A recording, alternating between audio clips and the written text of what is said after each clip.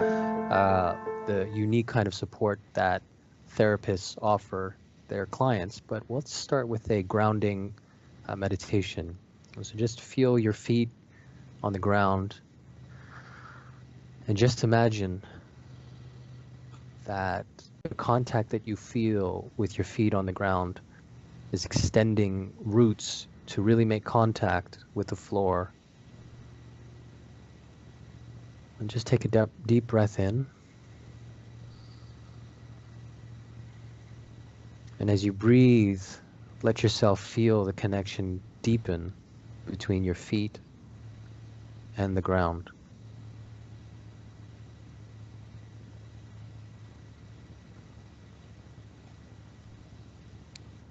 Let your attention focus primarily on the sensation of your feet. And you can wiggle your toes and just feel the pressure of touch between your feet and the ground.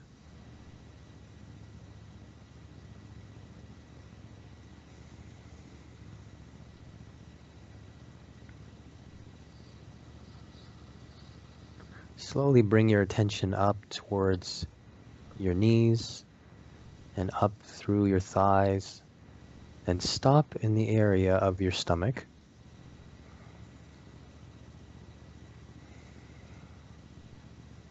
And just let your attention rest here.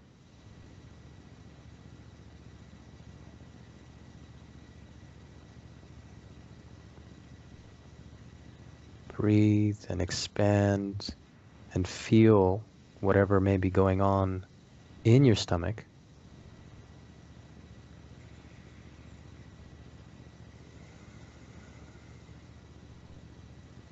If there's any tension or sensations,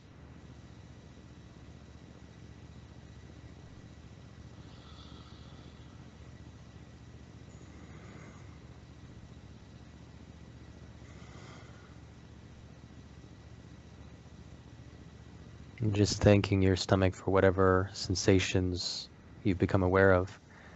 And we're going to move to a final area, which is in the area of your heart and your lungs.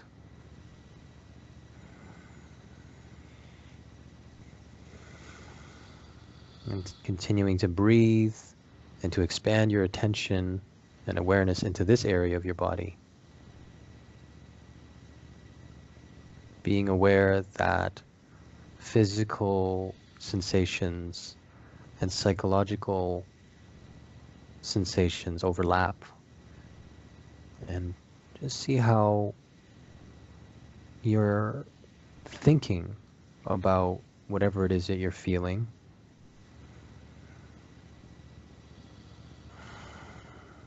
Just notice the thoughts as they emerge spontaneously.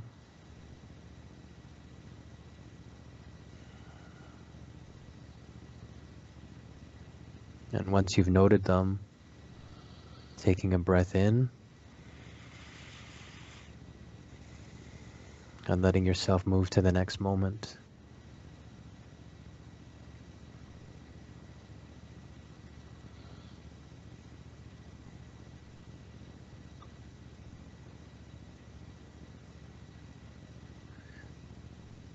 And just bringing your attention to the space of your face and of your head. And if you're sitting or if you're standing, just taking a moment of pause to align your feet with your stomach, with your heart, and your head.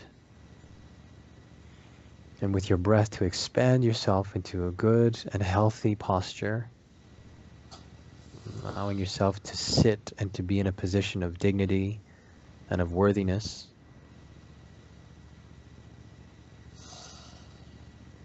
Just letting yourself be here for a moment. Perhaps appreciating yourself for taking a bit of time out of your day to feel, to notice, to connect. And when you're ready, we'll transition back to the space that you're in, opening your eyes and reconnecting to whatever's around you and stretching, and feeling maybe your lap or the furniture you're sitting on and looking around the room to get reoriented to the space you're in. I think this is going to be the third of our series of conversations on what support is. Mm-hmm. And we've been brainstorming, and I think focusing on the role of the therapist Mm-hmm. and maybe relating it back to some of the things that we've talked about, whether it has to do with marriage or family or friendships. Yes. That might, at least for this series of conversations, bring it full circle, and then we'll see where we go from there. But I wanted to ask you, in your experience as a therapist, when you're going to be holding the space, when you're going to be listening, when you're going to be that support person to someone else that you're working with, how do you prepare yourself for that contact, for that connection? What are some things that you do, that you think about to bring yourself to that place? Well, I look at what the theme is that we're working on. Okay. But other than that, I don't do something in that moment. I mean, I've thought a lot about this, that what I do is feed my soul outside of being a therapist, but I also believe that being a therapist feeds my soul. Mm-hmm. And that there was a time when, before I did all of my own work, that I felt like I had to hold up people. Yeah. And so I was exhausted all the time. Yeah. Combined with, having a family and all that stuff. But the main thing was that emotional difference. And when I really did my own work and really, really understood that each person has their own capacity for healing, and I knew how to facilitate that, then there was a lightness. So I could, I didn't come out of sessions feeling heavy. I would feel light, So Yeah. part of it was just understanding the therapeutic process. Yeah.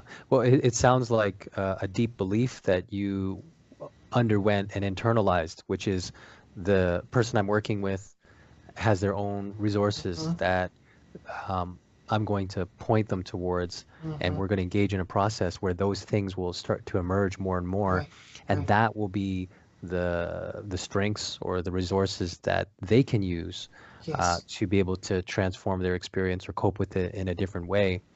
And I think remembering that, oftentimes the way I think about it is related to a lot of the different sculpts that I saw Virginia do, which is, she'd have two people like standing in front of each other, and then maybe one would be facing this way and the other person would be behind them. And then so then maybe one person would be, draped on the shoulders of the other Yes. person Yes. to signify, what looks like support. Right. Right. And I remember I was in Spain with a friend, and we saw this huge tree. It was a beautiful tree, and it was being supported. It was like leaned over like this, and it was being supported by like a metal rod like that. Yeah. Yeah. And so Virginia would do sculpts that looked something like that, where Yes. one person Yes. was supporting, whether that was the Yes. kid and the parent or between the couple, where one is holding up. And I think it's what makes me think about what you're talking about. And I Yes. turned to my friend and I said, hey, like, what do you think of that tree and the kind of support it's getting? And my friend said, oh, that looks like love. And I said, oh, I don't think Wow. so. Yeah, I said, it looks like it looks unhealthy, right, to me. And when I think about human relationships, Yeah. the tree needs what it needs, and it's a beautiful tree.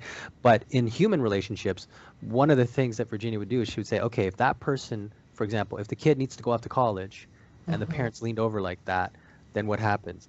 That parent ends up on the ground, and that could be something like depression, Yes. or that could be leaning on the other kids in the same way. So it continues the pattern. But I think in the role of therapist, there needs to be a very clear, I think, management of one's own energy so that the therapist doesn't fall into that. Because as much as the client could be leaning on the therapist in an unhealthy kind of situation could be leaning on the people they're working with in the way that you described, Mm-hmm. having too much of their soul fed. Your soul can be fed, but having too much of a reliance on that Right. could, I think, become unhealthy.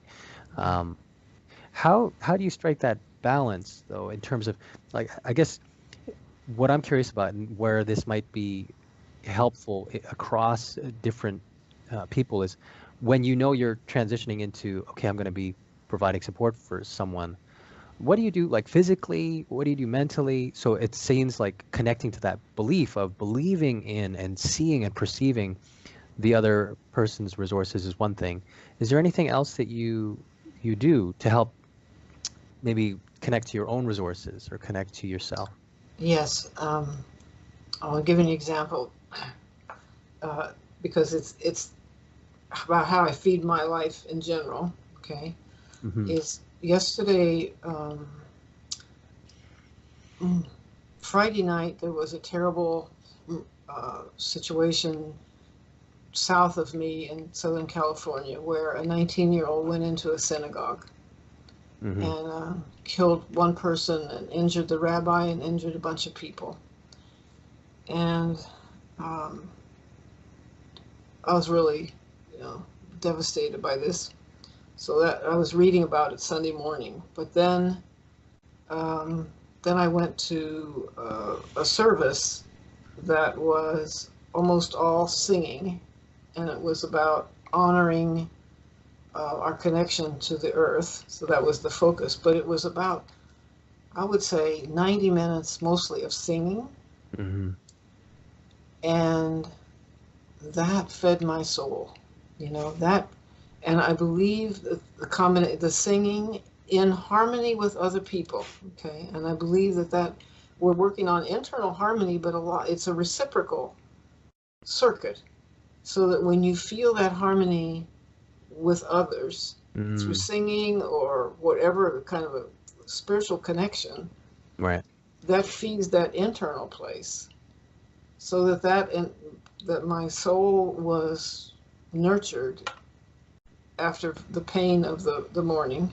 Yeah. Okay, yeah. Yeah. So it's not like what I do right before a session. It's about the way I live my life to try to, because I work with people who have been tortured, and so I have to really, really feed my soul to help Hmm. myself stay grounded when we're walking through the memories. You Hmm. know, uh, and that's the way I do it. It's by being a part of a group that's nurturing to me. Hmm. And when you describe that specific experience of singing and the harmony of that, and I don't I don't really know much about, I'm not musically inclined, but I think there's something about the attunement of that amongst a group of people, um, synchronizing their voices to Mhm. connect in that way. It makes me think of like mirror neurons and Yes, attachment and the connection yes, when, even what we're trying to establish in our conversation, and you and I I enjoy our connection, and in mhm, the expression of thoughts and feelings as we're speaking, there's a yes, kind of harmony that we're mhm, trying to work out.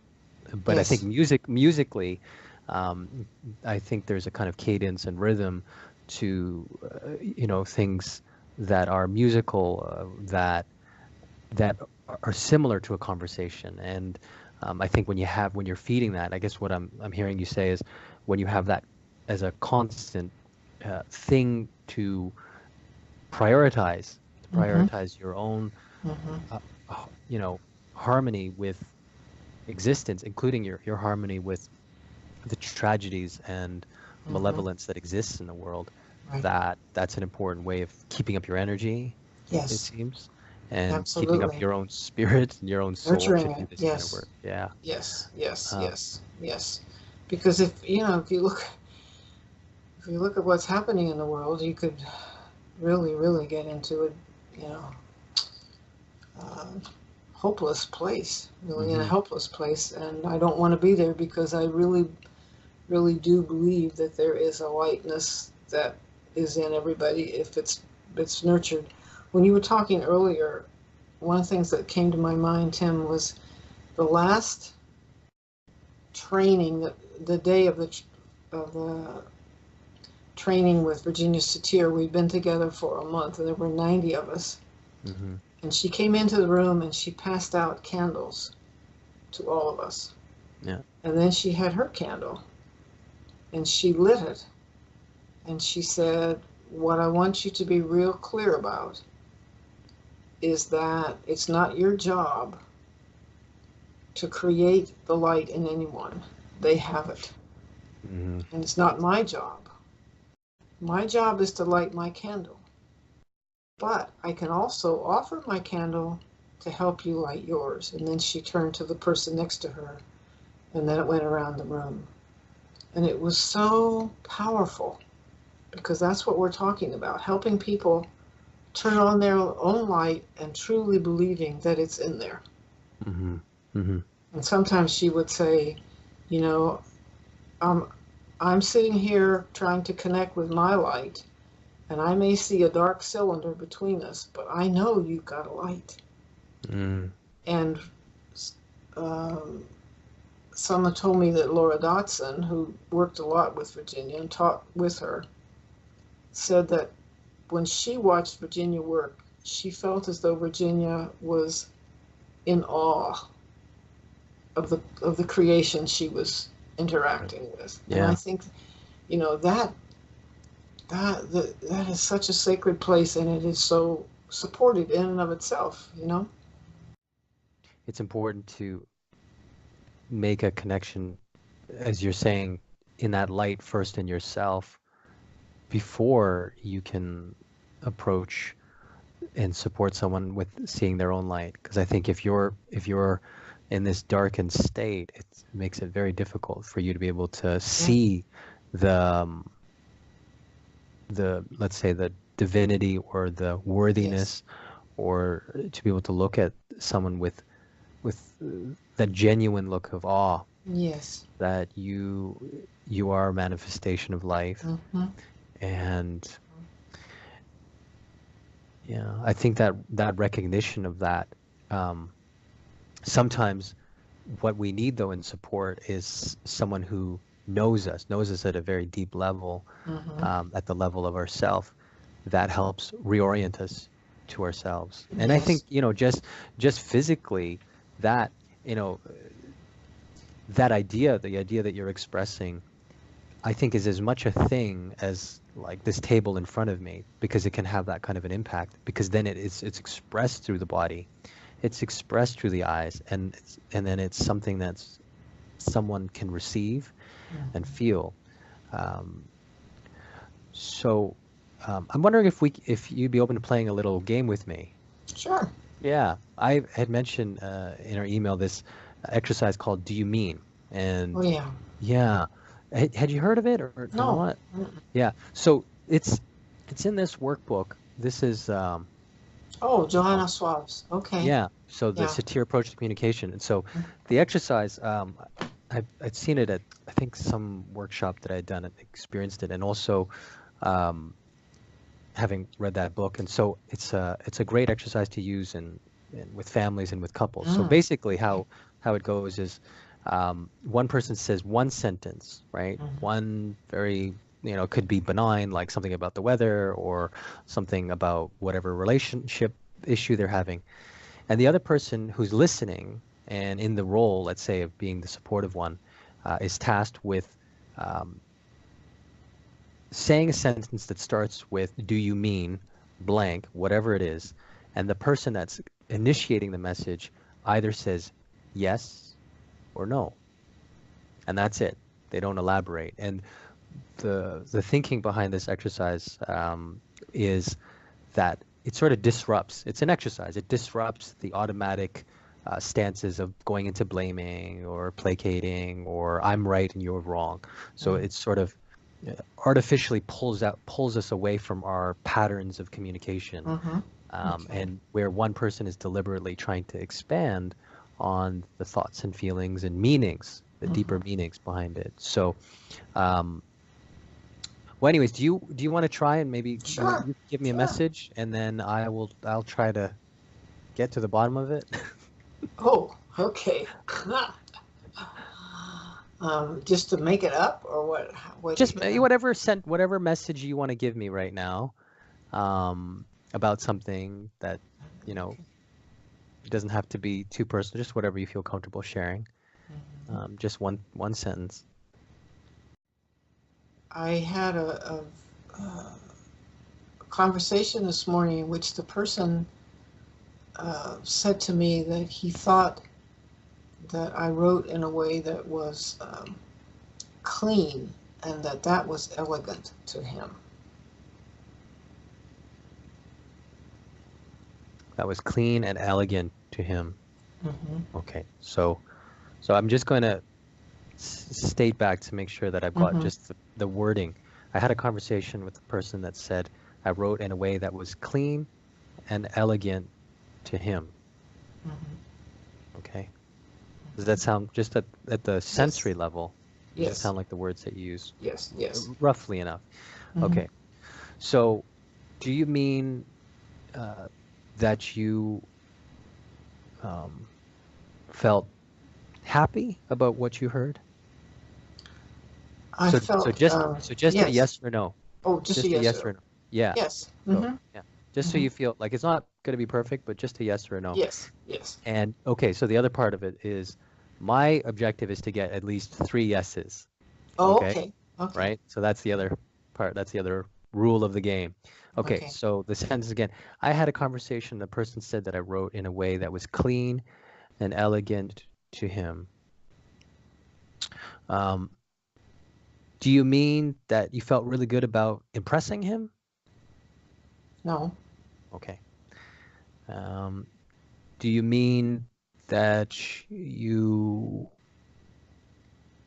felt do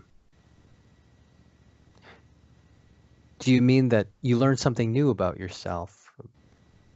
Yes. And I'll try one more. Do you mean that you felt proud of your writing?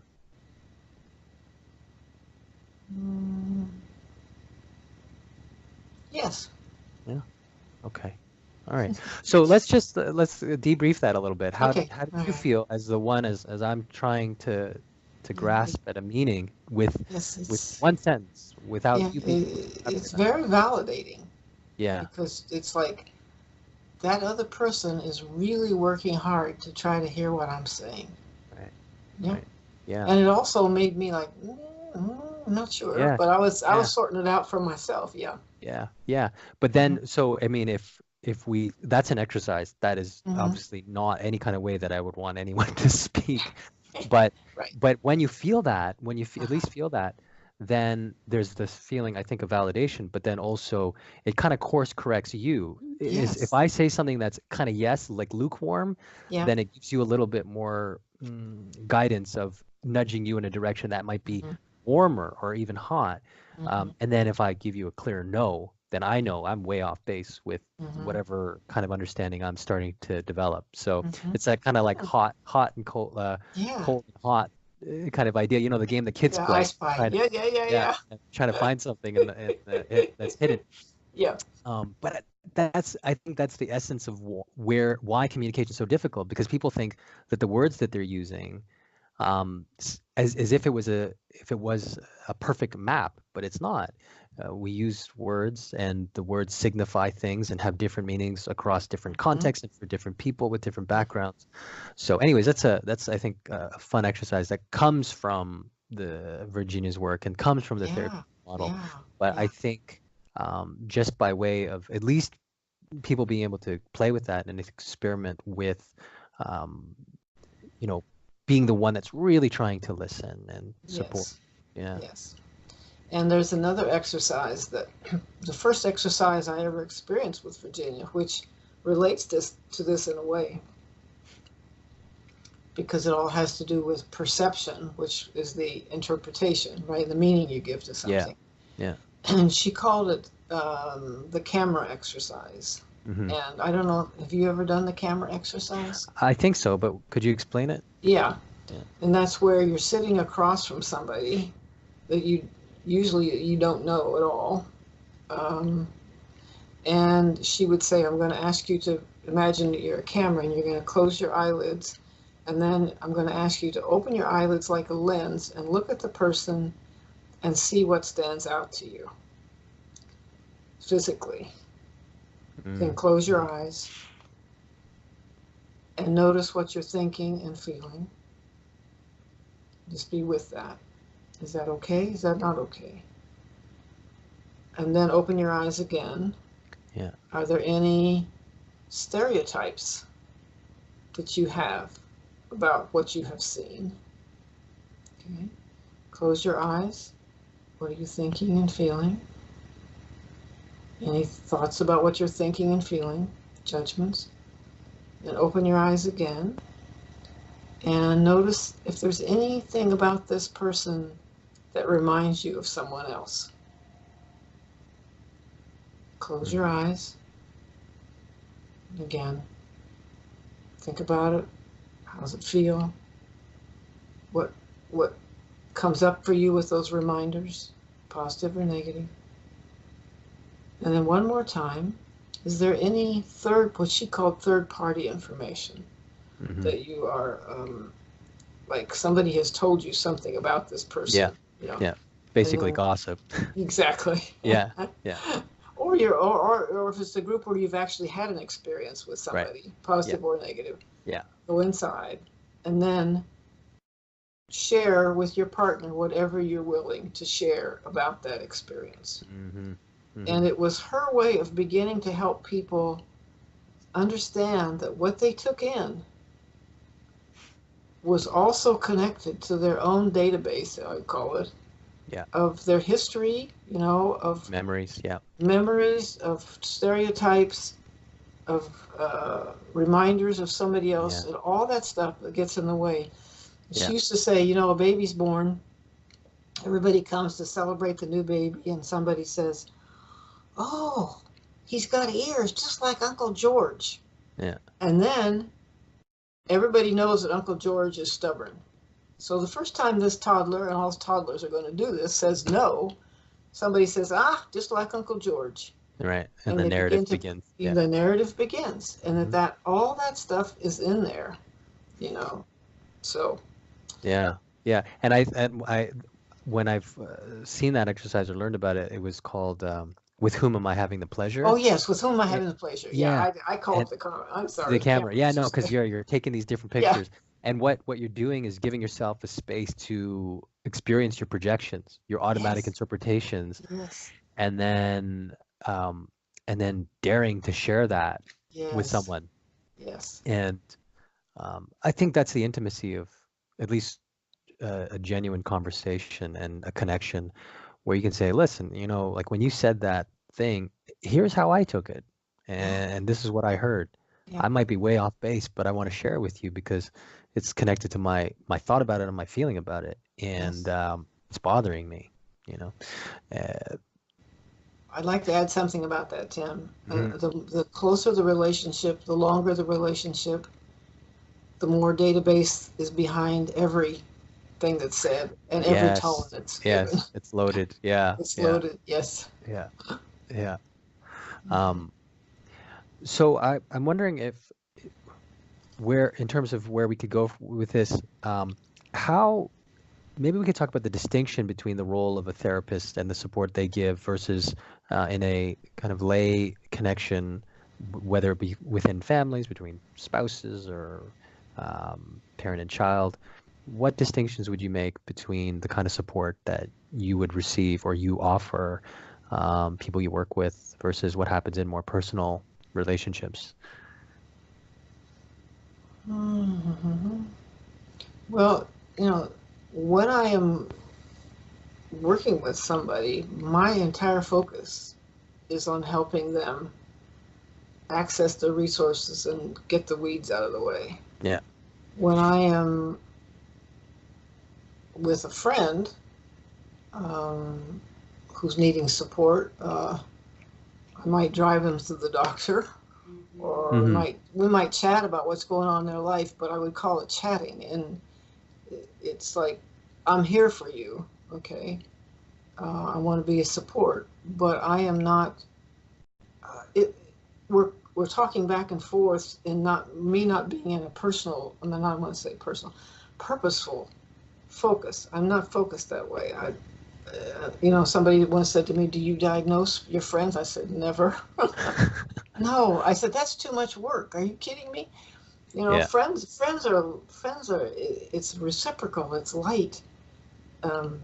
Therapy is sacred. Friendships are sacred, but they're very different in my mind. I don't know. What do you think? Yeah, I think it's important to be clear about the role difference. Like there's and the word support being so broad, there's support in both, but it has to be distinct. And the role of the therapist is the self the self of the therapist is shared in service of whatever goal that the client, the person that's Yes. coming to work with you, it's meant to be in that way. They're not there to serve any kind of need or any kind of um, they're they're there primarily for themselves. They're there Yes. to receive something and to engage in a process where the therapist is able to hold their own stuff to the side for that Mm-hmm. time, that hour, um, to be able to receive and to engage in that process of uh, gaining awareness or feeling a therapeutic connection and exploring things of the past and how they're manifesting in the present. Whereas in a personal relationship, I think um, you can explore things in that way, but the the obligation is more mutual.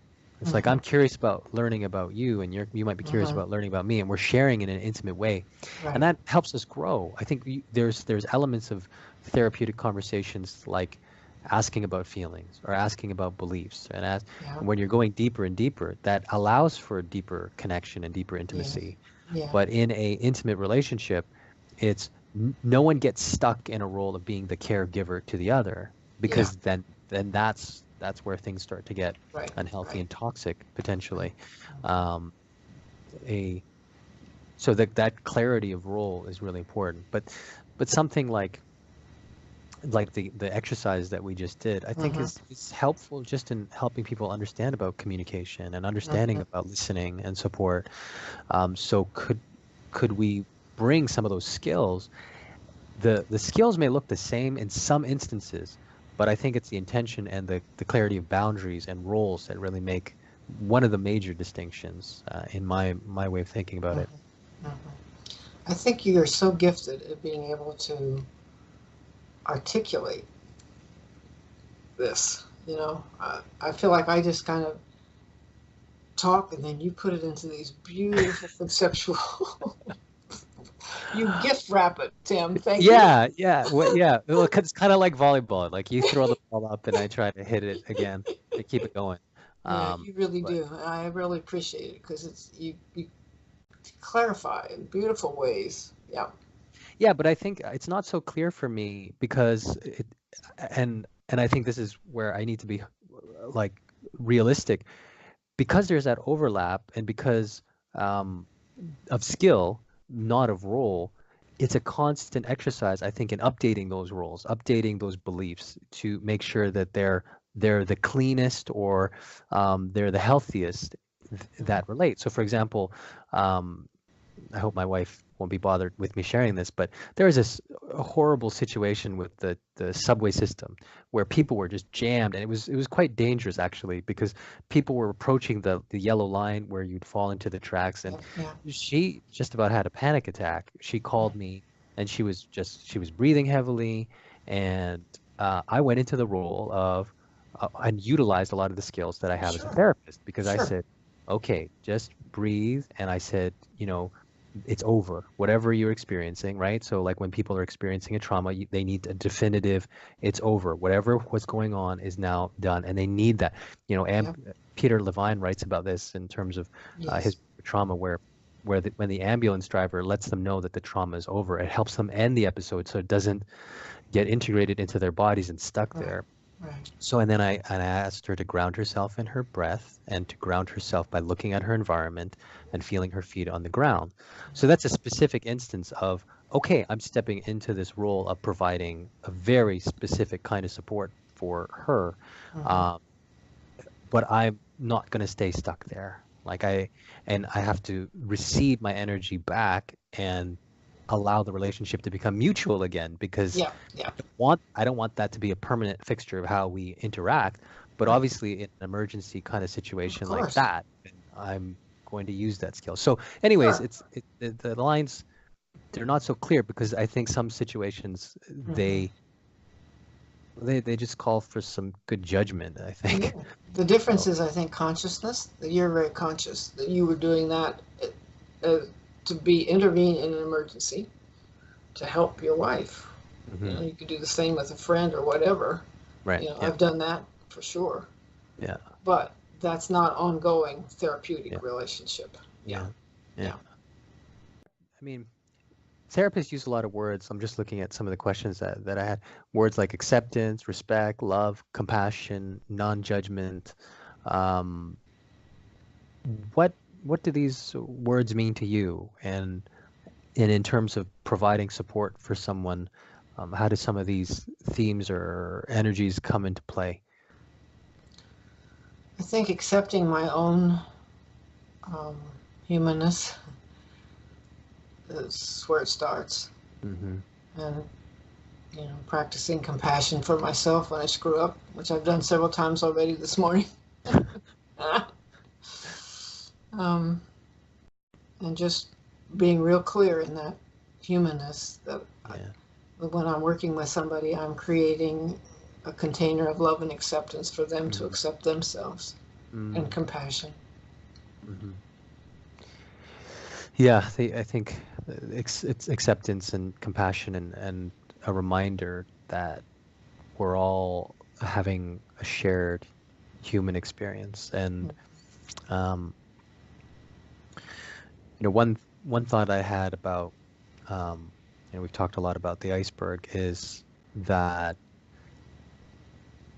Virginia had that famous line where she says, "The problem isn't the problem is the coping with the Mm-hmm. problem." And Yeah. I was thinking a lot about that. And when I think about the iceberg and how I'm conceptualizing it, it's a pattern of perception, expectation, feeling, rules, behavior, a whole construct, a pattern Mm-hmm. of coping Mm-hmm. and of the experience, let's say, the Mm-hmm. impact that you're living with. Mm-hmm. But I also think that because that solid form becomes the experience and we fall into it again and again, another way of thinking about it is when we have a negative experience and we're experiencing things like sadness and hurt and anger, when that gets stuck in our consciousness and becomes so big and expands, that can become the energy by which we try to cope. Mm-hmm. So I'm trying to cope through this by by getting aggressively angry. And Mm-hmm. so the the energy, I think the thing that you were talking about in terms of coming to this compassionate, accepting, expansive or loving kind of energy is a transition away from the reactive experience to then Yes. transcending it and entering into something else. Um, but I think that's where something like mindfulness practice is so powerful, Mm-hmm. because you're Mm-hmm. creating that space between the event, the stimulus, and the response Yes. enough that you're starting to inject and to nurture that space Yes. with something else, so that those um, tight and painful emotions can evolve. They Mm-hmm. can be integrated. They can be let Yes. go of. Yes. So anyways, I think about, like, because I'm trying to conceptualize or to be able to talk about more clearly first, like acceptance, compassion, non-judgment. Like, what's a way of thinking about that? Maybe even metaphorically. And um, yeah, uh, it's still a puzzle for me. But at least the idea that, yeah, like what you're getting stuck in is, well, if I'm in the anger or if I'm in the depression, say, then that becomes the way that I'm going to behave, because I'm trying to Mm-hmm. cope with it. But the best of what I can come up with is exist in that dark cylinder that Virginia talked about. Mm-hmm. Yeah. Um, I don't know if this relates directly, but you know how you have kind of expanded my understanding by saying, when Virginia said I am, you could also say I am love. Mm-hmm. And I was telling you earlier about going to this service where we did a lot of singing around honoring the earth. And the person who was leading it said, I am the earth. Mm-hmm. And I went, wow. And again, is that identity, this is what you're talking about, is that identity, taking myself out of the identity of being the depressed one or the angry one, but, being able to expand so that you can look at the parts that carry Yeah. the pain, but not be identified by it. Some people Right. call it self-distancing. Other people, Virginia would call it externalizing. That's why she Yeah. did all the sculpting. Yes. Yeah. If you write, you're doing the same thing. If you just imagine that the part is separate from you, any way that you can, with acceptance, look at this part and go, what is going on? How can I understand this? How Mm. that it's out of balance some way. This part I'm not liking, or this part that's getting me into trouble. How is it out of balance? How did that come to be? So that it can be integrated in, that there is a positive place. There's a kernel of energy within our dislike parts that's we really need for our wholeness, but it can be like, stubbornness can be what people see, but inside of that, there can be a precious kernel of determination. Mm-hmm. And it's like really helping people to honor that. Yeah. Yeah. Yeah. I think of like the tree metaphor that I use a lot. Sometimes the fruit that comes of the tree is maybe like an experience like anger or hurt, but that form is not a comment on the rest of existence. It's a moment in time, and that sometimes those parts need to be reintegrated with the rest of our body, or kind of reintegrated with life. And you can think about that like fertilizer. What did Virginia like to say? Turning shit into gold, like turning really horrible, painful experiences into something that's going to allow us to grow. And I think that's the hopeful message. And I watched this biopic movie called Blaze, and it's about a blues singer who dies prematurely.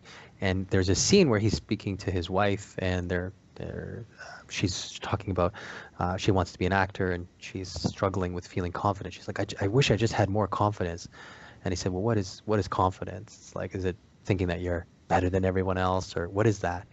And he said, well, can I tell you? I think it's being in touch with the fact that you got a heart that's beating, and you got lungs that are filling up with air.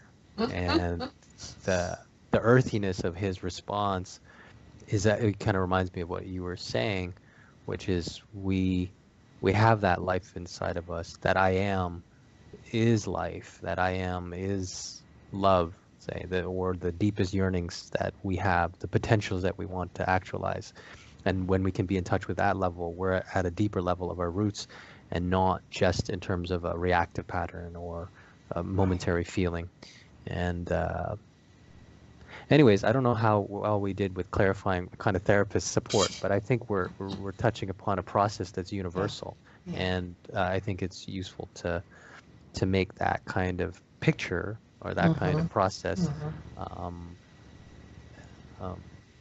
something to discuss just in general. Because it's not linear, it's not it's the whole, like you just said, picture. It's all the different ways that you are giving support and seeking support. Mm-hmm. Yeah. Mm-hmm. Mm-hmm. Yeah. Yeah. We're all interconnected. We're all networked together. So why don't we end there? I think that seems like a natural place to end. What do you think? Right. That's fine. Okay. And